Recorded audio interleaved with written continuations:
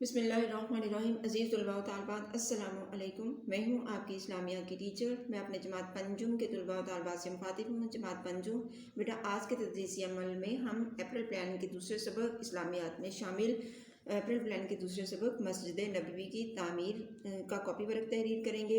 Copy work میں آپ کو مختصر سوالات، انشائیہ سوالات اور اسی میں ہی آپ کو کتاب کا مشقی کام کے بارے میں بھی بتا دوں گی۔ آپ اس سبق کو اگر آپ کو یہ تھوڑا سا لمبا کام لگے تو آپ اس کو 2 حصوں میں تقسیم کر لیں۔ ایک دن آپ مختصر سوالات، کتاب کی پڑھائی اور کتاب کا مشقی کام کر لیں، دوسرے دن آپ اس کے انشائیہ درج کر لیں۔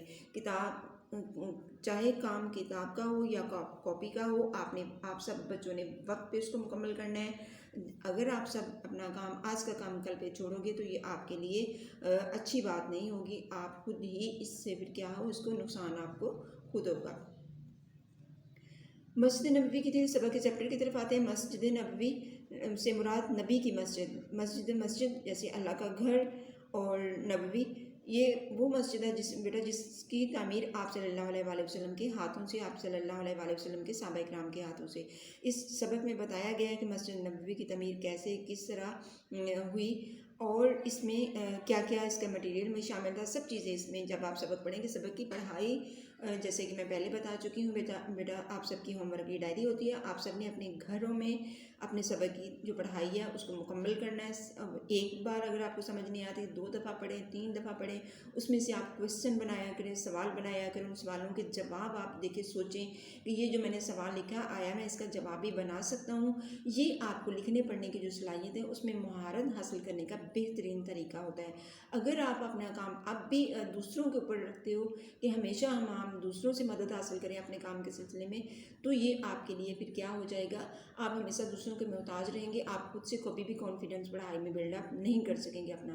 تو سب بچے، جو بچے بھی ہر بچہ یہ کام کر سکتا ہے۔ کوئی اللہ تعالیٰ نے ہم سب کو صلاحیتوں سے نوازا ہے، بات صرف اتنی ہے کہ ہم اپنی صلاحیتوں کو کیا کریں، تلاش کریں اور اس کے مطابق اپنے کاموں کو کریں۔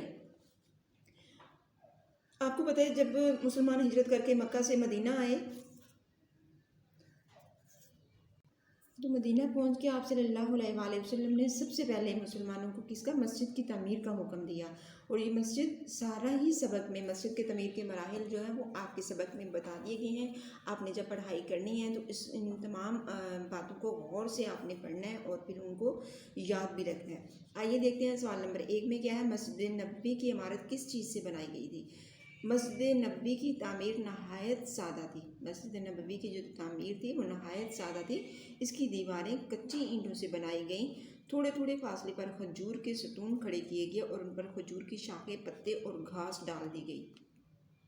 مسجد نبوی کی تعمیر کے بارے میں کہ مسجد نبوی کی تعمیر جو ہے وہ بہت زیادہ سمپل طریقے سے، سادہ طریقے سے بنائی گئی، اور اس کے کس طریقے سے، اس کی دیواریں کچی اینٹوں سے بنائیں، اور جو ستون، جو پلر ہوتے ہیں نا، جیسے ہم سیمنٹ کے بناتے ہیں یا لوہے کے، اور وہ بنا کے کھڑے کرتے ہیں، تو مسجد نبوی میں جو ستون تھے وہ جو کھجور کا جو درخت ہوتا ہے بیٹا اس کا تنا کافی مضبوط ہوتا ہے، تو اس کے کھجور کے جو ستون ہیں ان کو دیواروں کے اندر چن کے پھر اس کے اوپر کیا کیا، چھت ڈالی گئی، اور جو چھت دی اس کے میں کیا چیزیں، کھجور کی شاخیں اور اس کے پتے اور گھاس ڈالی گئی۔ کتنے سادہ طریقے سے مسجد کی تعمیر ہوئی، ٹھیک ہے۔ اب ماشاءاللہ سے پوری آب و تاب کے ساتھ، پوری اپنے خوبصورتی کے ساتھ مدینہ منورہ میں ہم دیکھتے ہیں وہی مسجد جو ہے وہ موجودہ طرز تعمیر، اس کی تعمیرات میں مزید اضافہ ہوتے ہوتے بہت زیادہ خوبصورت مسجد جو ہے مسجد نبوی کی تعمیر، وہ اگر اللہ تعالیٰ نے آپ کو عمرے کا شرف بخشا ہو یا آپ کسی گھر سے سعودی عرب گئے ہوں تو آپ نے یقیناً، آپ میں سے کئی بچوں نے دیکھا ہوگا، اور اگر نہیں تو اللہ تعالیٰ ہم سب کو مسجد نبوی کی اور اللہ تعالیٰ کا گھر دیکھنے کی سعادت نصیب فرمائے، آمین۔ اس کے بعد نمبر 2 پہ صفہ سے کیا مراد ہے؟ بس صفہ سے کیا مراد ہے؟ صفہ ایک لفظ ہے بیٹا، کتاب میں بڑی تفصیل سے بتایا گیا ہے صفہ سے کیا مراد ہے۔ یہاں پہ ہم سوال میں پڑھیں گے مسجد نبوی کے شمال مشرقی حصہ میں، مسجد نبوی کے کون سے حصے میں؟ شمال مشرقی حصے میں ایک چبوترا تعمیر کیا گیا۔ چبوترا ہوتے ہیں عام جگہ سے ہٹ کے اونچی جگہ کو بنانا، جیسے تھوڑا سا اونچا سا، جیسے سٹیجز وغیرہ نہیں بناتے تھوڑے سے اونچی کر کے، تو اس طرح سٹیج نما جو چیز ہے وہ تھوڑا اونچا کر کے بنانا، جس کو صفہ کہا جاتا تھا۔ جس کو کیا کہا جاتا تھا؟ اس چبوترے کو کیا کہا جاتا تھا؟ صفہ کہا جاتا تھا۔ یہاں پر جو صحابہ کرام تعلیم حاصل کرتے تھے، جہاں پہ جو صحابہ کرام کیا کرتے تھے، تعلیم حاصل کرتے تھے انہیں، اور ان صحابہ کرام کو کیا کہا جاتا جو یہاں پہ تعلیم حاصل کرتے تھے، اصحاب صفہ کہا جاتا تھا۔ اور یہاں پہ کون سا فرض سر انجام دیا جاتا ہے، یہاں پہ تعلیمی جو تعلیم سکھانے کا کام، تدریسی عمل جو ہے وہ اس کو سر انجام دیا جاتا۔ یہ صفہ کا جو چبوترا تھا اس کو عام جگہ کے مسجد نبوی کے شمال مشرقی حصے میں کچھ جگہ کو اونچا کر کے اس کو مٹی ڈال کے اس کو اونچا کیا گیا، اور اس کو اس طرح بنایا گیا جس طرح اسٹیج نما نہیں ہوتا، اونچے تھوڑا اونچا کر کے، اور وہاں پہ پھر وہ تعلیم کا مقدس پیشہ جو ہے وہ کیا اس کی فریضہ تکمیل پاتا۔ اور جو صحابہ کرام جو آپ صلی اللہ علیہ وسلم کے ساتھ ہی جو دائرہ اسلام میں داخل ہو چکے تھے، مدینہ کے لوگوں میں سے، مکہ کے لوگوں میں سے، تو وہ جو تعلیم حاصل کرتے وہاں سے ان کو کیا کہا جاتا، صحابہ صفہ کہا جاتا ہے۔ آئیے نیکسٹ سوال کی طرف۔ جی بیٹا، جو مختصر سوالات تھے 5th کلاس وہ آپ کے 2 تھے۔ اس کے بعد آئیے انشائیہ سوالات کی آپ نے ہیڈنگ دینی ہے۔ انشائیہ پینسل ورک اور پین ورک اور پوائنٹر ورک، یعنی ہیڈنگ کے لیے آپ نے مارکر پوائنٹر یوز کرنا ہے۔ مسجد نبوی کی فضیلت بیان کریں، یہاں پہ کیا ہے، مسجد نبوی کی فضیلت بیان کریں۔ آپ صلی اللہ علیہ وسلم نے ایک بیان فرمایا تھا مسجد نبوی کی فضیلت کے حوالے سے، وہ پورے کا پورا تحریر کیا ہے، آپ اس حوالے سے آپ دیکھیں۔ رسول صلی اللہ علیہ وسلم نے مسجد نبوی کی فضیلت یوں بیان فرمائی ہے، یعنی اس کو مسجد نبوی کی کس طرح افضل ہے، کس طرح اعلیٰ ہے، کس طرح اس کا رتبہ جو ہے وہ بہت زیادہ اونچا ہے۔ تو فضیلت کا مطلب کیا ہے، کیا ہونا، افضل ہونا، اونچا ہونا، اعلیٰ ہونا۔ بیان فرمائی ہے مرد کا اپنے گھر میں نماز پڑھنا، ہمارے جو مرد حضرات ہیں وہی 5 وقت کی نماز ان کو پڑھنے کا حکم ہے نا، مساجد میں وہ جاتے ہیں، عورتیں تو اپنے گھروں میں نماز پڑھتی ہیں۔ تو مرد کا اپنے گھر میں نماز پڑھنا، جب جو مرد اپنے گھر میں نماز پڑھتا ہے وہ کیا ہے، ایک نماز کے برابر اس کو ثواب ملتا ہے، ایک نماز کے برابر۔ آگے آپ پڑھتے جائیں گے تو پھر آپ کو پتہ چلے گا۔ اور محلہ کی مسجد میں نماز پڑھنا، محلہ ہوتا ہے جو چند گھروں پر مشتمل جو لوگ رہتے ہیں، رہائش ہوتی ہے ان کی، محلہ کی مسجد میں نماز پڑھنا 25 نمازوں کے برابر ہے۔ اگر آپ محلے کی مسجد ایک اپنے گھر میں نماز پڑھتے ہو، مرد جو اپنے گھر میں نماز پڑھتا ہے تو اس کو کتنا ثواب ملتا ہے، صرف ایک نماز کا ثواب ملے گا۔ اور اگر وہ مرد جو ہے وہی محلے کی مسجد میں نماز پڑھنے کے لیے چند قدم چل کے جاتا ہے تو اس کو کتنا ثواب مل جاتا ہے، 25 نمازوں کے برابر، یعنی ایسا کہ جیسا اس نے 25 نمازیں پڑھی ہیں۔ اور جامعہ مسجد میں، جو جامعہ مسجد ہوتی ہے بڑی، سب سے بڑی مسجد میں نماز پڑھنا 500 نمازوں کے برابر ہوتا ہے نا، کہ جیسے جمعہ وغیرہ کا اہتمام کیا جاتا ہے، عید وغیرہ کے اہتمام میں جامعہ مسجدیں ہوتی ہیں، جو ہماری کچھ ہماری گلیوں میں چھوٹی چھوٹی مساجد ہوتی ہیں نا، کچھ ہماری بہت بڑی مساجد ہوتی ہیں جس میں بہت اکٹھے لوگ جو ہیں وہ اکٹھے ہو کے وہاں پہ کیا کر سکتے ہیں، نماز پڑھ سکتے ہیں۔ تو جامعہ مسجد میں نماز پڑھنا 500 نمازوں کے برابر ہے۔ اگر ہم جو ہے جامعہ مسجد میں نماز پڑھتے ہیں تو وہ اس کو کتنے نمازوں کا برابر ثواب ملتا ہے، 500 نمازوں کے، یعنی اس کو ہے کہ اس نے 500 نمازوں کے برابر ثواب پڑھتا ہے۔ اور مسجد اقصیٰ وہ مسجد ہے، اللہ تعالیٰ کا گھر ہے جو مسلمانوں کا قبلہ اول کہلاتا ہے۔ یہ فلسطین، یروشلم، اسرائیل اور جو فلسطین کا علاقہ ہے جو متنازع علاقہ ہے، وہاں پہ یہ مسجد جو ہے مسجد اقصیٰ مسلمانوں کی پہلی اول قبلہ مسجد جو قبلہ اول، اور پہلے ہم اس مسجد کی طرف نماز رک کر کے نماز پڑھتے تھے، اس کے بعد پھر مسجد خانہ کعبہ کی طرف جو ہے وہ نماز کا حکم ہوا۔ تو پہلے یہ بھی آپ کا ایک جنرل نالج کا کویشچن ہے کہ مسلمان جو سب سے پہلے کس کی طرف، مسجد اقصیٰ کی طرف نماز کر کے پڑھتے تھے، ٹھیک ہے۔ اس کے آپ کو پتہ ہے جب آپ صلی اللہ علیہ وسلم معراج پہ گئے تو آپ نے تمام انبیاء کی امامت بھی اس مسجد میں کروائی تھی۔ اور یہ مسجد اقصیٰ جو ہے یہ ہمارے لیے بہت مقدس اور ایک تاریخی مسجد ہے، قبلہ اول ہے، اور تاریخی حیثیت بھی اس کی بہت زیادہ اعلیٰ ہے۔ میں نماز پڑھنا 50,000 نمازوں کے برابر ہے، یعنی اگر کسی آدمی کو فلسطین جاتا ہے تو اس کو مسجد اقصیٰ میں نماز پڑھنے کی سعادت حاصل ہوتی ہے، تو اس کو کہ اس نے مسجد اقصیٰ میں ایک نماز کا پڑھی تو اس کو کتنی نمازوں کا ثواب ملا، 50,000 نمازوں کے برابر ثواب ملا۔ اور میری مسجد میں بھی 50,000، ایک مسجد اقصیٰ میں جو نماز پڑھے گا اس کو بھی 50,000 نمازوں کا ثواب ملے گا۔ اور جو مسجد نبوی میں نماز پڑھتا ہے، اللہ تعالیٰ ہمیں اس کے شرف نصیب فرمائے، جو مسجد نبوی میں نماز پڑھتا ہے اس کو بھی کتنے 50,000 گنا زیادہ اس کو نماز کا ثواب ملے گا۔ جبکہ مسجد حرام جو خانہ کعبہ ہے، مسجد الحرام کون سی مسجد ہے، خانہ کعبہ، جس میں حج و عمرہ کی سعادت حاصل کرتے ہیں، میں 1,00,000 گنا اس سے بھی 50,000 یعنی کہ 1,00,000 گنا تک گنا ہوتا ہے بیٹا، یہ یعنی بڑھنا 1 2 3 4 جو آگے ہوتا ہے نا، 1,00,000 گنا، یہ گناہ نہیں اس کو کہتے ہیں کرنا آپ نے، وہ اور ہوتا ہے، اس کے آگے ہیڈ ہوتی ہے اس کا مطلب، اور اس کو مطلب ہوتا ہے گنا جانا گنا تک ثواب ملتا ہے۔ یہ بڑی مسجد نبوی کی فضیلت ہے کہ مسجد نبوی کی جو فضیلت ہے وہ کتنی نمازوں کے برابر ہے؟ اگر ہم مسجد نبوی میں نماز پڑھتے ہیں تو ہمیں کتنی نمازوں کے برابر ثواب ملے گا؟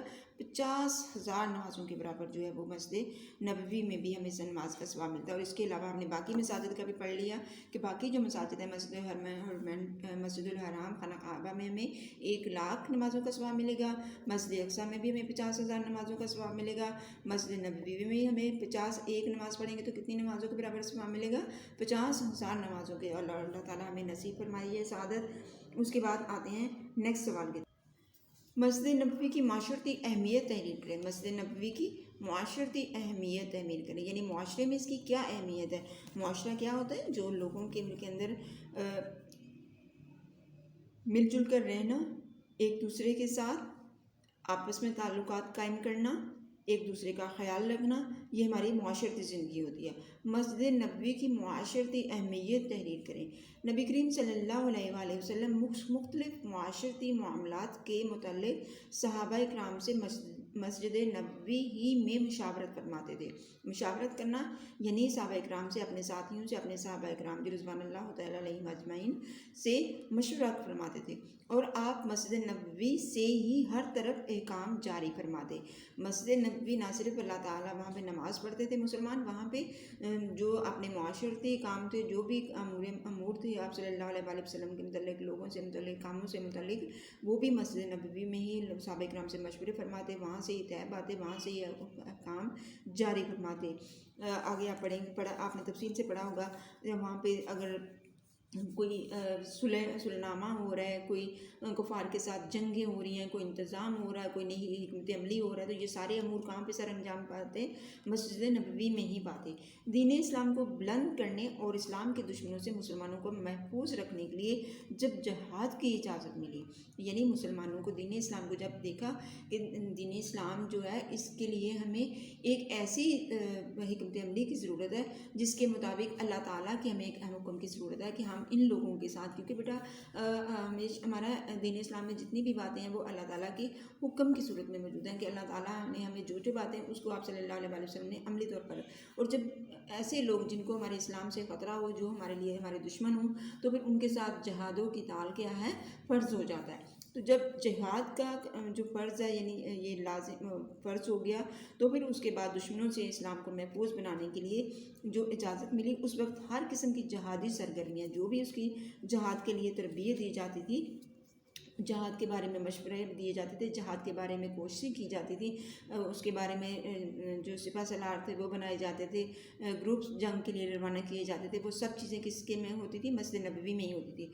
اس وقت ہر قسم کی جہادی سرگرمیوں کا مرکز مسجد نبوی ہی تھا، اس لیے مجاہدین اسلام کو مسجد نبوی ہی میں جہاد کی تربیت دی جاتی تھی۔ جیسے آپ ہمارے ادارے فوج کے موجود ہیں، ہمارے لوگ فوج میں بھرتی ہوتے ہیں، وہاں ان کو ٹریننگ دی جاتی ہے، ٹریننگ دے کے پھر وہ ہمارے سرحدوں کے محافظ جو ہیں وہاں پہ وہ تعینات ہوتے ہیں، اور اگر ہماری ملک کو کسی بھی قسم کا خطرہ ہو، ہماری شہروں میں خطرہ ہو تو پولیس اور رینجرز ہوتی ہیں، سرحدوں پہ خطرہ ہو تو ہماری فوج وہاں پہ اپنے وطن اور ملک کی حفاظت کرتی ہے اور اپنے وطن کی خاطر جان قربان کرتی ہے۔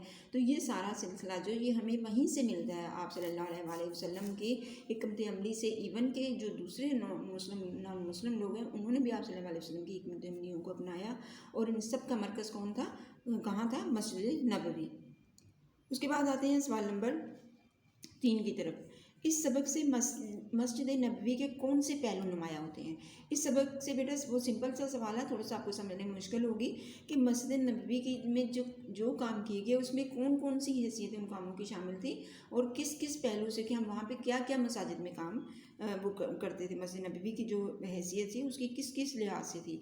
اس سبق سے ہمیں معلوم ہوا کہ مسجد نبوی میں صحابہ کرام رضوان اللہ تعالیٰ علیہم اجمعین عبادت کے ساتھ تعلیم و تربیت، سیاسی امور، جہاد کی تیاری اور باہمی مشاورت کیا کرتے تھے۔ کون کون سے پہلو نمایاں ہوتے ہیں؟ معاشرتی پہلو ہیں سارے، کہ صحابہ کرام کیا کرتے، وہاں پہ عبادت بھی کرتے تھے، تعلیم و تربیت بھی وہاں سے حاصل کرتے تھے، سیاسی امور کو بھی وہاں پہ نپٹایا جاتا، سیاسی امور بھی وہاں پہ حل کیے جاتے، ان انتظامی امور بھی وہاں پہ جو ہے وہ ہینڈل کیے جاتے۔ اس کے علاوہ جہاد کی تیاری اگر کرنی ہوتی، کتنی جنگیں جو اسلامی جنگیں جن کے نام سے غزوہ احد، غزوہ بدر، غزوہ خندق، یہ سب کی تیاری کس میں، اس کے کام، اس کے بارے میں سوچ بچار، اس کے بارے میں مشورے جو ہوئے تھے وہ کس میں ہوئے تھے؟ مسجد نبوی میں ہی ہوتے۔ اور مسجد نبی اور باہمی مشاورات، اور اس کے علاوہ اور باہمی امور، یعنی باہمی مشاورات سے کیا مراد ہوتا ہے؟ جو مل جل کر آپس میں مشورہ کرنا ہو۔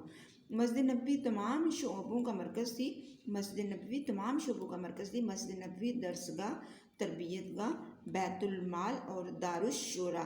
دارالشورا کا لفظ بیٹا آپ کی کتاب میں بڑا کلیئر لکھا ہوا ہے، آپ نے وہاں سے دال الف رے الف، یہ لام سائلنٹ ہوتا ہے، اس میں معرفہ کا لام ہوتا ہے۔ دارالشورا دارالشورا کا مطلب ہوتا ہے مشورہ گھر، یعنی مشورہ کرنے والا دار عربی زبان میں گھر کو کہتے ہیں، ٹھیک ہے، ہونے کی وجہ سے مرکزی حیثیت رکھتی تھی۔ یہ سوالات تھوڑے سے آپ کو سمجھنے والے، نہایت محنت سے پہلے اس کو خوشخط تحریر کریں اور پھر توجہ سے اس کی پروننسیشن اور ریڈنگ کریں سوالات کی، اور پھر ان کو زبانی یاد کریں۔ اس سلسلے میں کہیں پہ بھی اگر آپ کو رہنمائی حاصل چاہیے تو آپ اپنے بڑوں سے اس کے بارے میں پوچھیں، ٹھیک ہے۔ یہ تھوڑے سے سوال جو ہیں وہ ذرا آپ کی معمول سے ہٹ کے ہیں ان کی۔ دوبارہ سے میں اس کو سمجھا دیتی ہوں کہ مسجد نبوی میں صحابہ کرام عبادت کے ساتھ ساتھ، سمپل سی بات ہے، عبادت اللہ تعالیٰ کی حمد و ثنا کرنا، اللہ تعالیٰ نے جن عبادات کا حکم دیا، نمازیں پڑھنا، نوافل پڑھنا، قرآن پاک کی تلاوت کرنا، تعلیم و تربیت، اقرأ بسم ربک الذی، بے شک اللہ تعالیٰ نے پڑھنے کا حکم دیا ہے، جو پہلی وحی ہے جو ہمارے نبی پاک صلی اللہ علیہ وآلہ وسلم پر، کہ آپ نے پڑھ اپنے رب کے نام سے جس نے تجھے پیدا کیا جمع خون سے، اور پھر اس نے قلم کے ذریعے تجھے علم سکھایا۔ تو سیاسی امور، جب ہم دنیاوی زندگی گزاریں گے، ہمیں انتظامی امور کے لیے جو کام بھی کرنے پڑتے ہیں وہ ہمارے کس میں آ جاتے ہیں؟ سیاست میں۔ جیسے ہماری پولیٹیکل پارٹیز ہیں، آپ نے دیکھا ہوگا ہمارے باقاعدہ جو قوانین موجود ہیں، کس طرح وزیر اعظم سلیکٹ ہوتا ہے، صدر کس طرح سلیکٹ ہوتا ہے، اس کے علاوہ قومی اسمبلی کے ممبران کا انتخاب کیسے کیا جاتا ہے، یہ سب کیا ہے؟ یہ سیاسی امور ہیں۔ اس کے علاوہ اگر ہمیں اپنے ملک کے لیے درپیش خطرات ہوتے ہیں تو وہاں پہ ہمیں جہاد کی تیاری، جنگ کی تیاری، وہ کون کون سے ادارے کرتے ہیں، کون سے ادارے ان کی معاونت کرتے ہیں، کون ان کو بجٹ فراہم کرتا ہے، تو یہ سب چیزیں۔ اس کے بعد باہمی مشاورت، ان سب چیزوں کے بارے میں باہمی مشاورت جو ہے صحابہ کرام سے یا جو منتخب نمائندے ہوتے ہیں ان سے، وہ سب کہاں پہ یہ ترتیب آتے؟ یہ مسجد نبوی میں۔ اور ان سب شعبوں کا مرکز کیا تھی؟ وہ مسجد نبوی کے جو نمایاں پہلو تھے۔ مسجد نبوی کی حیثیت کیا، کون سی حیثیت تھی؟ درسگاہ، تربیت گاہ، بیت المال جہاں پر سرکاری خزانے کی جو جگہ ہوتی ہے، ٹھیک ہے، دارالشورا۔ تو یہ سب نام جو ہیں، یہ سب کام جو ہیں، یہ آپ کے سمجھنے والے ہیں۔ آپ نے دو تین دفعہ اس کو پڑھنا ہے، اور پھر آپ نے ان کو سمجھنا ہے اور ان کا مفہوم اپنے ذہن میں بٹھانا ہے۔ اور یہ بیٹا آسان سا طریقہ ہوتا ہے کہ جب آپ چیز پڑھتے ہو تو پھر اس کو ڈسکس کیا کرو، آپ اس کو زیر بحث لایا کرو کہ میں نے یہ پڑھا، اس کا یہ مطلب ہو سکتا ہے، یہ چیز ہو سکتی ہے۔ نیٹ پہ آپ گیمز کھیلتے ہو، بہت ساری اور چیزیں انٹرنیٹ پہ اوپن کر لیتے ہو، تو آپ یہ چیزیں بھی اوپن کر کے دیکھا کریں اپنی آج کل تو بہت زیادہ چیزیں آپ کی کھلی کتاب، ہر چیز آپ کی ہتھیلی میں ہے کہ آپ جو چیز چاہے جہاں سے چاہے معلوم کر سکتے ہو اگر آپ کے پاس سہولیت موجود ہے۔ امید ہے آج کا سبق آپ کو سمجھ آ گیا ہوگا۔ اس کے بعد میں آپ کے یہ کام آپ نے تحریر کرنا ہے۔ اب آپ آ جائیں کتاب کے مشقی کام کی طرف۔ کتاب کا مشقی کام جو ہے یہ صفحہ نمبر 33 اور 34 34 اوپن کر لیں۔ سب سے پہلے درست جواب کا ٹھیک کا نشان لگائیں۔ یہاں سے صرف میں نے جواب لکھے ہوئے ہیں، آپ نے اپنی کتاب جب اوپن کریں گے تو صفحہ نمبر 33 34 اوپن کریں گے، اسٹیٹمنٹ پڑھیں۔ سب سے پہلے حضرت میں آئے گا حضرت ابو ایوب انصاری رضی اللہ تعالیٰ عنہ۔ اس کے بعد 2 یتیم بچوں کی مسجد نبوی کی جو تعمیر ہے وہ کس جگہ پہ؟ 2 یتیم بچوں کی جگہ پہ ہوئی تھی۔ مسجد نبوی کے ساتھ کیا تھا؟ مسجد نبوی 50,000 گنا۔ یہ سب جو ہیں یہ جواب ہیں، خالی جگہ پورا اپنی کتاب سے پڑھنی ہے، اور کتاب کا سوال بھی میں نے بتا دیا ہے۔ آپ کا سوال نمبر 2 ہے، صفحہ نمبر کون سا ہے؟ 34 اور 33 اور 34۔ اس کے بعد آ جاتے ہیں خالی جگہ پور پہ۔ یہاں پہ خالی جگہ پور پہ صفحہ نمبر 34 34 پہ آپ آ جائیں۔ سوال نمبر 3 ہے آپ کا خالی جگہ پور میں، یہ سب سے پہلی خالی جگہ پور تھی، اس میں انڈو کا لفظ لگے گا۔ نمبر 2 پہ ازواج مطہرات، آپ صلی اللہ علیہ وآلہ وسلم کی بیویاں۔ ان کے جو آپ صلی اللہ علیہ وسلم کی بیویوں کی جو رہائش تھی وہ بھی مسجد نبوی کے ساتھ جو گھر تعمیر کیے گئے تھے چھوٹے چھوٹے کمرے وہ بھی ان کے اندر رہائش پذیر تھی. ٹھیک ہے. نمبر 3 چبوترا اس میں آئے گا. نمبر 4 پہ اللہ تعالیٰ. نمبر 5 پہ 50,000 گنا آئے گا. یہ بیٹا مسجد نبوی کی تعمیر کے جو آبجیکٹیو ورک میں سوال نمبر 2 سوال نمبر 3 آپ نے یہاں سے دیکھ کے اپنی کتاب کے پیج صفحہ نمبر اوپن کریں, سوال کھولیں اور اس کے بعد یہاں سے دیکھ کے اس کا جواب تحریر کر لیں اپنی کتاب. نیکسٹ پہ آپ کریں درست اور غلط جملوں کی نشاندہی کریں. صفحہ نمبر 34 پہ ہے ہجرت مدینہ کے موقع پر آپ صلی اللہ علیہ وآلہ وسلم مدینہ منورہ میں داخل ہوئے تو ایک گھوڑے پر سوار تھے. غلط ہے بیٹا, آپ اونٹنی پہ سوار تھے. ٹھیک ہے. مسجد نبوی کی عمارت نہایت سادہ تھی. بالکل درست ہے کہ آپ مسجد نبوی کی تعمیر تھی وہ بالکل سادہ تھی. مسجد حرام میں نماز پڑھنے کا ثواب 1,00,000 گنا تک ہے. جی بالکل درست, ہم نے پڑھا ہے, سوال میں بھی پڑھا ہے, اس کے علاوہ کتاب میں بھی آپ نے پڑھا ہوگا. محلہ کی مسجد میں نماز پڑھنے کا ثواب 5 گنا ہے. نہیں, یہ مسجد محلے کی مسجد میں نماز پڑھنا 25 نمازوں کے برابر ہے. تو یہ کیا ہے, غلط ہے. اس کے بعد باقی سوال تو یہ جماعت پنجم آپ کو کتاب کے مشقی کام کے بارے میں بھی آپ کی رہنمائی کر دی ہے. اب آپ نے کتاب اور اس کے ساتھ ساتھ میں آپ کو بتا دی چلوں کہ ہمارا اپریل پلان جو ہے وہ ان کے دونوں اسباق مکمل ہو چکے ہوئے ہیں. یہ لیکچر نمبر 1 اور 2 پہ مشتمل ہے. لیکچر نمبر 1 میں پہلا چیپٹر ہے مواخات اور لیکچر نمبر 2 میں دوسرا چیپٹر مسجد نبوی کی تعمیر مکمل چیپٹر ہے. ان دونوں چیپٹرز کی جو ریڈنگ ہے جو پڑھائی ہے وہ آپ کا ہوم ورک کی ڈائری ہے, آپ نے ان کو پڑھنا ہے. میں نے ڈیٹیل سے اس لیے نہیں بتایا کہ آپ خود پڑھیں خود سمجھیں. جو سوالوں کی حد تک تھا وہ میں نے آپ کو سمجھا دیا ہے. امید ہے آپ کو یہ بات سمجھ آ گئی ہوگی. اس میں سمجھائی ہو جانے والی جتنی بھی باتیں آپ کے لیے وہ آسانی سے آپ اپنے سبق کو کاپی ورک کے حوالے سے اور کتاب کے حوالے سے سمجھ جائیں گے. اس کے ساتھ ہی میں آپ سے اجازت چاہتی ہوں. اللہ حافظ.